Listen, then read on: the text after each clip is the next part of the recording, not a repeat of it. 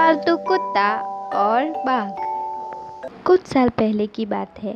एक बार शाम को एक पालतू कुत्ता गांव के पास जंगल किनारे रास्ते में टहल रहा था। तभी उसके साथ बाघ की मुलाकात हुई। 2 दिनों से खाना न खाने की वजह से बाघ बहुत ही कमज़ोर था। उसे चलने में तकलीफ़ हो रही थी। पालतू कुत्ते का तंदुरुस्त शरीर देखकर बाघ ने उससे पूछा, तुम तो बहुत तंदुरुस्त हो, तुम्हें खाना कहाँ से मिलता है? तुमको देखकर ऐसा लगता है तुम्हें खाना ढूंढने के लिए कष्ट नहीं होता। मुझे देखो, मैंने 2 दिनों से कुछ भी नहीं खाया, बूढ़ा हो गया हूँ। पहले की तरह रोज़ रोज़ शिकार नहीं कर सकता, इसीलिए रोज़ खाना भी नहीं मिलता। बाघ की हालत देखकर कुत्ते के मन में दया आ गई।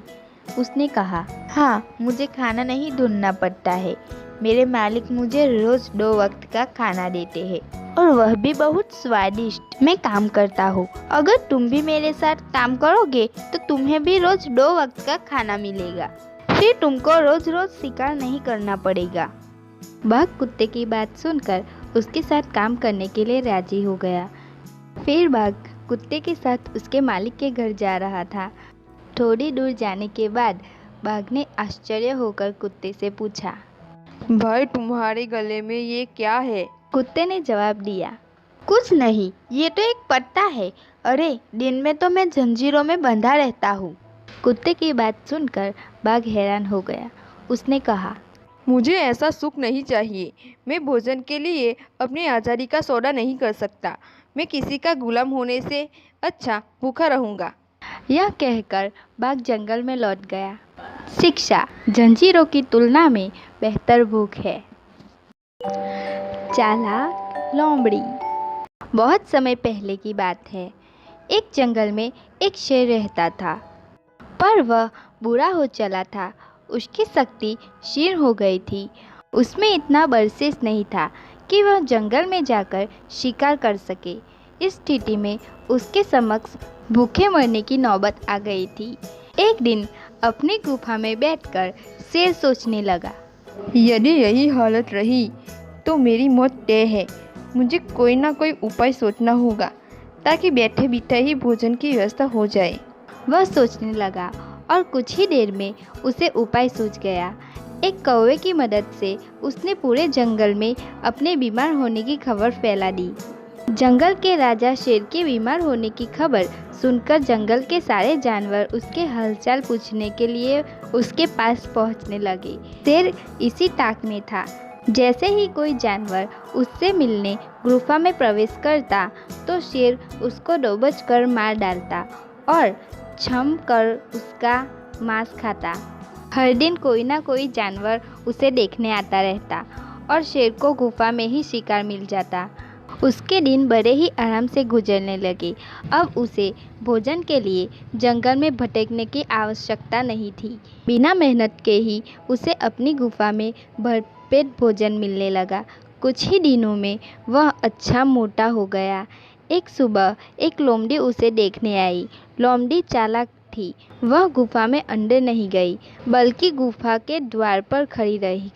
वहीं से उसने शेर से पूछा, महाराज, आपकी तबीयत कैसी है?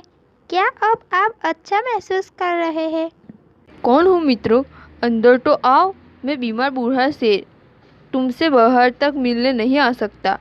मेरी दृष्टि भी कमज़ोर है। मैं तुम्हें यहाँ से ठीक से देख भी नहीं सकता।